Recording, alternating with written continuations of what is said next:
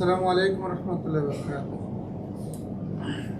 সম্মানিত শেখ, আমার প্রশ্ন হলো, কোনো মেয়ে খোলা তালাক নিলে 1 মাসের মধ্যে অন্য জায়গায় বিয়ে করতে পারবে?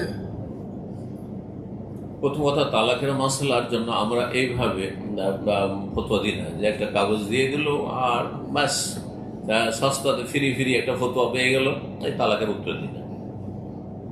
তালাকের জন্য উচিত হবে, আর আরব দেশে যেটা নিয়ম নীতিমালা সেটা হচ্ছে যে বড় আলেমের কাছে সরাসরি হাজির হবে ভুক্তভোগী, যার ঘটনা, হ্যাঁ, আর তারপরে তারা বিবৃতি দিবে। কারণ স্বামী স্ত্রীর বিবৃতি একরকম যদি না ভিন্ন হয় তাহলে হুকুম ভিন্ন হয়ে যাবে। কার কথা নেবেন আপনি, অথবা সাক্ষী প্রমাণে। সুতরাং এই বিষয়গুলি দেখার বিষয় রয়েছে। কিন্তু এমনি খোলা মাসলা আমি বলে দিচ্ছি, জেনারেল মাসলা, কিন্তু এটা ফতোয়া হিসাবে না। সেটা হচ্ছে খোলা তালাকের ইদ্যত হচ্ছে 1 মাসিক। 1 মাসিক, আর 1 মাসে সাধারণত মাসে একবারই মাসিক হয়, আর অনেক সময় বিলম্ব হয়। মাসে 1 মাসে একাধিকবার মাসিক, এটা বিরল, খুব কম হয়। সুতরাং 1 মাসের আগে বা 1 মাসের ভিতরেই যদি কেউ বিয়ে বসে যায় তাহলে এটি জায়েজ নয়। জি, এর জায়েজ নয়, ইদ্যতের মধ্যে বিয়ে হবে না। আর যদি তালাক হয় পুরুষের পক্ষ থেকে তখন 3 মাসিক ইদ্যত, আর 3 মাসিক। আর যদি মাসিক বন্ধ হয়ে গেছে অথবা নাবালিকা মাসিক এখনো শুরু হয়নি তখন 3 মাস আল্লাহ বলছে। এটা যদি বাচ্চা থাকে তো বাচ্চা ভূমিষ্ঠ হওয়া পর্যন্ত, এগুলি হচ্ছে ইদ্যত। ইদ্যতের ভিতরে বিয়ে জায়েজ নয়, কারণ আগের স্বামীর সাথে বিবাহ বন্ধন এখনো থাকে। আর যতক্ষণ বিবাহ বন্ধন আছে, গিরা লেগে আছে, তখন অন্য জায়গায় গিরা দিতে পারবেন না। হ্যাঁ, বিয়েকে আগদে নেকা বলা। আগদ মানে গিরা বুঝেন তো, গিরা লাগানো। একটা গিরা লেগে আছে আর একটা গিরা কেমন করে দিবেন আপনি? একটাই না গিরে দিতে পারবেন আপনি বিয়ের। সুতরাং যতক্ষণ পর্যন্ত আগের স্বামী থেকে পুরোপুরি বিচ্ছিন্ন না হচ্ছে, ইদ্যত পার হওয়ার মা, ততক্ষণ বিয়ে বসা যায় না। এই বিয়ে হবেই না, বাতিল বিয়ে। জাযাকাল্লাহু খাইরান। ইকামত হয়ে গেলে কাউকে নামাজের জন্য ডাকা যাবে? একামত হয়ে গেলে কাউকে নামাজের জন্য ডাকা যাবে? মসজিদে আছে না ঘরে আছে? ঘরে যদি থাকে তো স্মরণ করানো যাবে। অনেক সময় গাফিলতি থাকে, মোবাইল নিয়ে বসে আছে, খেয়াল নেই। অনেক সময় কম্পিউটারে কাজ করছে, খেয়ালই নেই, বেখেয়াল আছে, চলেন নামাজ পড়তে যাই, একামত হয়ে গেল, বললে কোনো দোষ নেই। কিন্তু একামত হওয়ার পরে যদি মসজিদের মাইকে ডাকে তাহলে বেদাত। মানে একামত হচ্ছে, একামত দেওয়া যথেষ্ট নাই, হ্যাঁ নামাজ শুরু হয়ে গেল আমরা চলে আসেন, তাহলে এটা বেদাত, এটা যায় না। জাযাকাল্লাহু খাইরান। বিতির নামাজ মাগরিবের মতো পড়া জায়েজ হবে কি? বেতরের সালাত মাগরিবের মতো করে পড়ার হাদিস জয়ীফ। সহিহ হচ্ছে বেতর হয় শুধু 1 রাকাত পড়েন, অথবা 2 রাকাত পড়ে সালাম ফিরে আর 1 রাকাত আলাদা করে পড়েন, আর না হলে 3 রাকাত একসাথে পড়লে একটা না পড়েন, 2 রাকাত পড়ার পরে আত্মাহাতে তাশাহুদে বসবেন। জি, এই 3টা তরিকা। জি, বারাকাল্লাহ। জাযাকাল্লাহু খাইরান। আমাদের আজকে প্রশ্ন তো কোনো বেশি নাই। প্রশ্ন করা হলে দিনের অর্ধেক জ্ঞান। আর যদি আমরা প্রশ্ন না করি আমরা জানতে পারবো না। আগামীকালকে যেহেতু ভাইদের ডিউটি আছে সেই জন্য আমিও মোটামুটি করে সংক্ষেপ করলে ঘন্টা খানেক হয়ে গেছে। কিছু আসছে। জানাজার নামাজে 2 হাত উপরে তুলে রফুল আযান করা নাকি? জি জি জানাজার নামাজে রফা আযান করে তাকবীর দেব না এমনি, এটাই? জি জি জি, এই মর্মে দুটো মত রয়েছে। একদল বলছেন যে শুধু তাকবীর বলবেন, হাত উঠাবেন না। নবী সাল্লাল্লাহু আলাইহি ওয়াসাল্লাম থেকে হাত উঠানো প্রমাণিত নয়, কিন্তু সাহাবী থেকে প্রমাণিত। সেই জন্য কেউ যদি আমল করে সাহাবী নিজের পক্ষ থেকে করেন, বুঝছেন না, জায়েজ আছে। এই জন্য কোন কোন অঞ্চলে আরব দেশগুলিতে রফা আযান আছে অনেক জায়গাতে, আর অনেক জায়গাতে নেই। দুটোই ঠিক আছে, কোনো অসুবিধা নেই। কেউ যদি আল্লাহু আকবার করে হাত বাঁধে, আল্লাহু আকবার জানা যায়, সেটিও জায়েজ। আর কেউ যদি শুধু প্রথমবার তো হাত উঠালো আর আল্লাহু আকবার, তারপর আল্লাহু আকবার, আল্লাহু আকবার, আল্লাহু আকবার, এই 4টি তাকবীর। আর প্রথম তাকবীরের পরে কি পড়বে জানা যায়? সূরা ফাতিহা। সানাটার কোনো প্রমাণ নেই, সানা পড়ার কোনো প্রমাণ নাই, সেটা পড়ে থাকার। সূরা ফাতিহা হাদিস আছে, ওইটাই পড়ে না, ভুল তরিকা এটি, বুঝতে পারছেন না? প্রথম তাকবীরের পরে কি পড়বেন? সূরাতুল ফাতিহা, আউযু বিল্লাহি বিসমিল্লাহ পড়ে সূরা ফাতিহা পড়বেন। ইবনে আব্বাস রাদিয়াল্লাহু আনহু হাদিস দ্বারা প্রমাণিত, সহিহ হাদিস। দ্বিতীয় তাকবীরের পরে দরুদ, আল্লাহুম্মা সাল্লি আলা মুহাম্মাদ ওয়া বারিক আলা মুহাম্মাদ। তৃতীয় তাকবীরের পরে জানাজার দোয়া, আল্লাহু ফিল হাইয়িনা ওয়া মাইয়াতিনা ওয়া শাহিদিনা ওয়া গায়বিনা, কমপক্ষে এটি। এছাড়া বেশ কিছু দোয়া আছে। দ্বিতীয় আরেকটি সুন্দর দোয়া, আল্লাহুম্মা গফির লাহু ওয়ারহামহু ওয়া আফিহি ওয়া আফু আনহু ওয়া আকরিম নুজুল ইলা আখিরি। এটি খুব সুন্দর দোয়া, সেটিও পড়তে পারেন। আর চতুর্থ তাকবীর দেওয়ার পরে সালাম ফিরা, এখানে একদিকে ফিরে না দুই দিকে? এদেশে হ্যাঁ একদিকে ফেরাও সুন্নাত হাদিস দ্বারা প্রমাণিত, আর দুই দিকেও প্রমাণিত, সুতরাং দুটি জায়েজ। এই ক্ষেত্রে বাড়াবাড়ি যেখানে যেটা আমল আছে ওটা করবে, যেটা প্রমাণিত সেটা করতে পারে, কোনো অসুবিধা নেই। এই দেশগুলিতে একদিকে আমল আছে, এটা বেশি সহিহ হাদিস তাদের কাছে। আর কোন জায়গায় দুদিকে সালাম ফেরা আমল আছে। আল্লামা আলবানী রাহিমাহুল্লাহ সালাফি আলেমদের বড় ইমাম তিনি এই যুগে। তিনি বলেন, তিনি তার যে কিতাবুল জানাইজ বাংলায় অনুবাদ হয়েছে, কিন্তু বাংলায় পাওয়া যায় কিতাবটি ঢাকায়, তাতে তিনি দুই রকমের হাদিস নিয়ে এসেছেন আর বলেছেন যে দুটোই সুন্নাত দ্বারা প্রমাণিত, সুতরাং যেখানে যেটা আমল আছে সেটা করতে পারেন, কোনো অসুবিধা নেই। জাযাকাল্লাহু খাইর। কাফের এবং মুনাফিকের মধ্যে তফাৎ কতটুকু? কাফের আর মুনাফিক, কাফের হচ্ছে ব্যাপক কথা, যে কোনো কিছুকে অস্বীকার করে, প্রকাশ্যে অস্বীকার করে বা গোপনে অস্বীকার করে, বুঝতে পারছেন না? আর মুনাফিক হচ্ছে যে ভিতরে এক কথা আর ওপরে এক কথা। আর মুনাফিক মানে আমলের মুনাফিক না, আমলের মুনাফিক তো মুসলিম, গুনাহগার কিন্তু মুসলিম, কিন্তু আকীদার মুনাফিক হচ্ছে ভিতরে কুফরি ভরা আছে। সে বিশ্বাস করে না আল্লাহ পরকাল, কিছু রসুল বিশ্বাস করে না, কোরআন বিশ্বাস করে না। যেমন মদিনার নবী সাল্লাল্লাহু আমলের মুনাফিকরা ছিল, বিশ্বাস করতো না কিছু, কিন্তু ইসলামে ঢুকিয়ে মুসলিম হয়ে ক্ষতি করার জন্য তারা ভিতরে কুফরি লুকিয়ে মুখে লা ইলাহা ইল্লাল্লাহ পড়তো, 5 ওয়াক্ত নামাজও পড়তো, আর সব ফরজ ওয়াজিব আদায় করতো, মেলা কিছু করতো তারা, বুঝছেন না? তো এটাও কুফরি, কিন্তু ভিতরে কুফরি লুকায়িত আছে আর ওপরে ইসলাম প্রকাশ করছে, একে বলা হয় মুনাফিক। জাযাকাল্লাহু খাইর। আমার বড় পাপ আছে, কিভাবে ক্ষমা পাবো? আমার বড় পাপ আছে, কিভাবে ক্ষমা পাবো? তওবার মাধ্যমে আর ইস্তেগফার। তওবা মানে গুনাহ বন্ধ করে দেওয়া। তওবার 3টা শর্ত, আল্লাহর হক হইলে 3টি শর্ত শুনে রাখেন। স্টপ মানে গুনাহ বন্ধ করেন, গুনাহের উপর লজ্জিত হন, খুব লজ্জিত হবে আল্লাহর কাছে, হ্যাঁ। আর 3 নম্বর হচ্ছে আগামীর জন্য প্রতিজ্ঞা করেন, জীবনে এই গুনার ধারে কাছে যাব না। আর মানুষের হক যদি হয় তো 4 নম্বর শর্ত হতে যোগ করতে হবে, সেটা হচ্ছে আদায় করা হলে আদায় করতে হবে, টাকা পয়সা ইত্যাদির ব্যাপার যদি হয়, মাল সামান হয়। আর আদায় করার না হলে ক্ষমা নিয়ে নিতে হবে, হ্যাঁ, ক্ষমা চেয়ে নিতে হবে। ধরেন কাউকে কষ্ট দিয়েছেন, ক্ষমা নিয়ে নেবেন, হ্যাঁ হ্যাঁ, কাউকে গীবত করেছেন বা কারো মান সম্মান নষ্ট করেছেন, ক্ষমা নিয়ে নেবেন, ভাই কষ্ট দিয়েছি আপনাকে বা আপনার ক্ষয়ক্ষতি করেছি, মাফ করে দেবেন, এইভাবে ক্ষমা নেবেন, মানুষের কাছ থেকে মাফ নিতে হবে। এই 4টি শর্ত। আর তার তওবা হয়ে গেল, এটি স্টপ। আর ইস্তেগফার আল্লাহর কাছে ক্ষমা চাওয়া, আস্তাগফিরুল্লাহ, আল্লাহ তোমার কাছে ক্ষমা চাইছি, অন্তর থেকে চাইবেন, মুখেও চাইবেন, আর কাজে কর্ম আল্লাহর কাছে ক্ষমা চাইবেন, শুধু মুখে মন্ত্র পাঠ করলে হবে না। জাযাকাল্লাহু খাইর। আসসালামু আলাইকুম। মা বাবা রাজি, কিন্তু মেয়ে পালিয়ে বিয়ে করেছে, সেই বিয়ে কি সঠিক হবে? মা বাবা রাজি মানে বা নারাজ? মা বাবা রাজি আছে বিয়েতে, তারপরও বিয়েতে রাজি, তার পালাবার কি দরকার? হ্যাঁ, মা বাবা যেখানে রাজি আছে, যে ঠিক আছে তুমি যেখানে বিয়ে পছন্দ করছো ওখানেই বিয়ে দেবো, আর এটা হওয়া উচিত।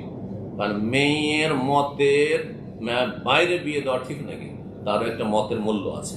তবে নেতৃত্ব বাবার হইতে হবে, অলির হইতে হবে, নেতৃত্ববিহীন কোনো কাজ চলবে না। কারণ মেয়েরা আবেগী, একটু তো ভুলে গেছে আর গিয়ে ফেঁসে গেছে মদ খোরের সাথে, বোঝা গেছে না? কোনো কাফের হিন্দুর সাথে ফেঁসে গেছে, হতে পারে না? যার ফলে অলি ছাড়া বিয়ে হবে না, বাতিল। হ্যাঁ, সে বড় হোক আর ছোট হোক, কুমারী হোক, কোকর বিধবা হোক, হ্যাঁ বুড়ি হোক, তারপর তার অলি লাগবে। একা বিয়ে বসতে পারবে না কোনো মহিলা বা কোনো মেয়ে, কিন্তু জবরদস্তি চাপিয়ে দিতে পারবে না। মেয়ে বলছেন আমি ওই ছেলেকে বিয়ে করব না, আমি ওখানে বিয়ে করবো। তো ওখানে যদি বিয়ে করতে চায় আর সে গরিবও হয় কিন্তু নামাজি মুসলিম, তাহলে তাকে বিয়ে দিতে হবে, মদখন নয়, হ্যাঁ খুনি নয়, বিয়ে দিতে হবে। বাপ মা বেশি হিতাকাঙ্ক্ষী মেয়ের চাইতে, এটা মনে রাখবেন, মেয়েরাকে মনে রাখতে হবে, বাপ মা মেয়ের কখনো অকল্যাণ চাইবে না। সুতরাং বাপের নেতৃত্ব থাকা অত্যন্ত গুরুত্বপূর্ণ বিষয়। আসসালামু আলাইকুম। শাহেদ, মেয়েটির সাথে বিয়ে, যে মেয়েটির সাথে বিয়ে হয়েছে সেই মেয়েটি যদি অভিভাবকের অনুমতি না থাকে, এই বিয়ের ক্ষেত্রে কি করণীয়? বিয়ে বাতিল, বিয়ে হয় লা নিকাহা ইল্লা বিহি, নবী সাল্লাল্লাহু আলাইহি ওয়াসাল্লাম বলেছে ওলি ছাড়া বিয়ে হয় না। কোর্ট ম্যারেজ যেগুলো এমনি হয়ে যাচ্ছে, এইসব বিয়ে হয় না, বাতিল বিয়ে, নবী সাল্লাল্লাহু আলাইহি ওয়াসাল্লামের কথা। সুতরাং এই বিয়ের নাম আইন করবে, যখন বাপের সম্মতি হবে তখন বিয়ে নতুন করে পড়িয়ে নেবে। পরবর্তীতে মা বাপ যদি মেনে নিয়েছে তো বিয়েটা করিয়ে না, 2জন সাক্ষী রেখে বিয়েটা পড়িয়ে না। হ্যাঁ, অনুষ্ঠান করার দরকার নেই, হ্যাঁ যা হয়েছে হয়েছে, ঘরোয়া দুজন সাক্ষী রেখে আর মেয়ের বাবা অলিকে রেখে সামনে রেখে জামাইকে কবুল করিয়ে নেন, হয়ে গেল। আগে যেহেতু বিয়ে করছে সেটা কি জিনা হবে? আর যেহেতু সেটা সেটা ওলামারা বলেছেন যে হারাম কাজ করেছেন, হারাম কাজ করেছে, কিন্তু বাই চান্স যদি বাচ্চা হয়ে যায় তাকে চারের সন্তান বলা হয়। হারাম কাজ জেনারই কাজ হয়েছে, কিন্তু কথা হচ্ছে যে এটা যার সন্তান এই জন্য বলা যাবে না যে এটি ফিখের একটা পরিবেশ অতি শুভা সংশয়ের সহবাস হয়েছে। ও ভাবছে যে আমার বিয়েটা হয়ে গেছে, কিন্তু আসলে হয়নি। আর একজন সরাসরি ব্যভিচার করছে, হারাম, দুটোতে পার্থক্য আছে। এই লোক বিয়ে করেছে মনে করছে বিয়েটা আমার শুদ্ধ, কিন্তু বিয়ে শুদ্ধ হয়নি। আর এক লোক ব্যভিচার করছে, দুটোতে পার্থক্য আছে বিশ্বাসের দিকে। জি স্যার, আমার ভাইয়ের কোলেস্ট্রল আছে, এখানে আল্লাহ বিড়ি সিগারেটের বিক্রি করা হয়, বিড়ি সিগারেট বিক্রি করা হয়। কোল্ড স্টোর, আচ্ছা, জি, জি। আপনি আমার বলছেন কোলেস্ট্রল আছে, কোল্ড স্টোর, চলেন, এখানে বিড়ি সিগারেট বিক্রি করা হয়। জি, যতটা হারাম খাবে ততটা হারাম যাবে পেটে, ততটা হারাম নিয়ে আল্লাহর সামনে হাজির হবে। হ্যাঁ, ওই হারাম রোজগারটি গুনার পাল্লাতে যাচ্ছে, আর যেটি হালাল রোজগার করছে হালাল, সেটি আপনার নেকির পাল্লাতে যাচ্ছে বা জায়েজ কাজ হচ্ছে। আমরা কাজ নেওয়ার ক্ষেত্রে অনেক সময় কমিশন দিয়ে কাজ নিয়ে থাকি, এটা কি জায়েজ? কমিশন না ঘুষ? ঘুষ হলে হারাম, ঘুষ হারাম। ম্যানেজারকে ঘুষ না দিলে কাজ পাওয়া যায় না, হারাম। যে নিচ্ছে সে তার জন্য হারাম, আর যে দিচ্ছে তার জন্য হারাম। এতে হচ্ছে কোয়ালিটি ভালো হচ্ছে না। যার কাছে টাকা পাচ্ছে তাকে দিচ্ছে, অথচ জানছে তার টেকনিশিয়ান গুলো ভালো না। হ্যাঁ, তার যে কর্মচারী আছে সেগুলি ভালো না, দক্ষ না, তারপরে তাকে কন্ট্রাক্ট দিয়ে দিচ্ছে। আর একটা কোম্পানির দক্ষ টেকনিশিয়ান আছে আর তার ইঞ্জিনিয়ার আছে, তার কাজ দিচ্ছে না, কি জন্য? বলছেন না আমরা ওইসব ঘুষ টুস দেবো না, আমরা ওইসব কমিশন দেবো না। বুঝছেন না? এই পেশা হারাম, এই রুজি হারাম হচ্ছে। জাযাকাল্লাহু খাইরান শেখ, আজকের মতো জাযাকাল্লাহ। তাবিজ ব্যবহার করা অথবা সুতা তাগা ব্যবহার করা, বালা ব্যবহার করা, এগুলো শিরক, এগুলো শিরক। নবী সাল্লাল্লাহু আলাইহি ওয়াসাল্লাম বলেছেন, বোঝা গেছে না? এগুলো কোনো কিছু থেকে রক্ষা করতে পারে না, একমাত্র আল্লাহ রক্ষা করতে, আল্লাহর উপর ভরসা করুন। সুতরাং এইসবকে খুলে ফেলে দেবেন। যাদের গলায় হাতে তাগা সুতা আছে, আর অথবা বালা আছে আত্মরক্ষার জন্য, অথবা তাবিজ আছে শরীরে অথবা গাড়িতে বাড়িতে, বাচ্চাদের গলায়, সবকে ছেড়ে ফেলে দিবেন, কারণ এগুলি হচ্ছে শিরক। এই নিয়ে উঠলে মা আফলাহ তাবাদা হাদিস রয়েছে, কখনো মুক্তি পাবে না। আল্লাহ হেদায়েত দান করুন। শেখ, আরেকটা শেষ প্রশ্ন, কিন্তু ভাইয়ের প্রশ্ন অনেকগুলা তো নিতে পারবো না। আপনার প্রশ্ন বলেন। হলো সবাই তো এখানে আছে, আমরা বাড়িতে ফোনের মাধ্যমে যে নামাজের কথা, তারপরে বাড়িতে খরচ ব্যাপারে বলছেন যে বাড়িতে যখন আপনারা টেলিফোন করবেন, বাড়ির যারা সদস্য রয়েছে, স্ত্রী বা সাবালক ছেলে মেয়েরা রয়েছে, তাদেরকে নামাজের ওসিয়ত করবেন, কারণ এটি দায়িত্ব। ও আমর আহলাকা বিসসালাত, আল্লাহ তাআলা বলছেন তোমার আহাল পরিবারকে নামাজের নির্দেশ দাও, উপদেশ দাও। এটা অবশ্যই গুরু দায়িত্ব আপনার। আপনি নামাজে, আপনার ছেলে যদি নামাজি না হয়, তো তাদের বেনামাজের কারণে আপনাকে ফেসে যেতে হবে, আসর মাঠে জাহান্নামে যেতে হইতে পারে। যে আপনি দায়িত্ব পালন করেন, তাদের নামাজ শিখাইতে হবে, নামাজের তরবিয়ত দিতে হবে, 7 বছর থেকে শিখাইতে হবে, 10 বছরে চাপ সৃষ্টি করে নামাজ পড়াইতে হবে, এসব গুরু দায়িত্ব রয়েছে। বিভিন্ন মান্নত করা 3 রকম। যদি আল্লাহ ছাড়া অন্যের জন্য মান্নত হয়, মাজারের জন্য, দরগার জন্য, তাহলে শিরকি মান্নত। আর যদি এমন কোন মান্নত করা হয় যে মান্নত গুলিতে শিরিক তো নাই, কিন্তু বেদাত আছে, আমার আল্লাহ এই কাজটা করে একটা মিলাদ করব, আমরা কি করব? মিলাদ করব, তাহলে বেদাতি মান্নত। আর শরীয়ত সম্মত মান্নত মানে জায়েজ মান্নত, আল্লাহ যদি আমার এই কাজটা করে দেন তাহলে আমি এই মসজিদের মুসল্লিটিকে খাওয়াবো, তাহলে ফরজ করে নিল। এমনি খাওয়ানো নফল ছিল, নফলকে সে এই মান্যতের কারণে কি করে নিল? ফরজ করে নিল। ইউফু নজুর আহম, মান্যত যেন তার অবশ্যই পূর্ণ করে, মান্যত পুরো করে, তখন ফরজ হয়ে যাবে। জি,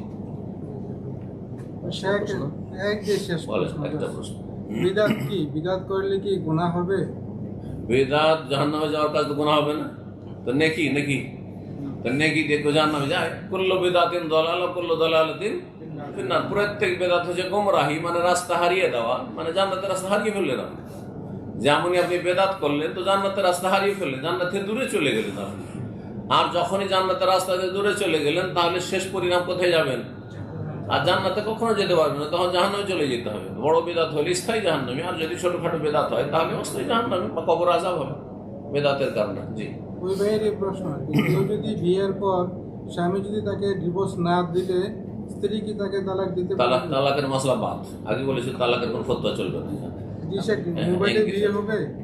হ্যাঁ, মোবাইলে বিয়ে সরাসরি গিয়ে করবে, দেখে মোবাইলে বিয়ে করে বলবে যে না আমার শ্বশুর আমাকে সাদা দেখে কালো দিচ্ছে, ঝামেলা বাঁধিয়ে দিবেন আপনি। না, সরাসরি বিয়ে করবে। পিতামাতার হক না, পিতামাতার মোবাইলে কি তালাক দেওয়া যাবে শেখ? হ্যাঁ, মোবাইলে তালাক দেওয়া যাবে?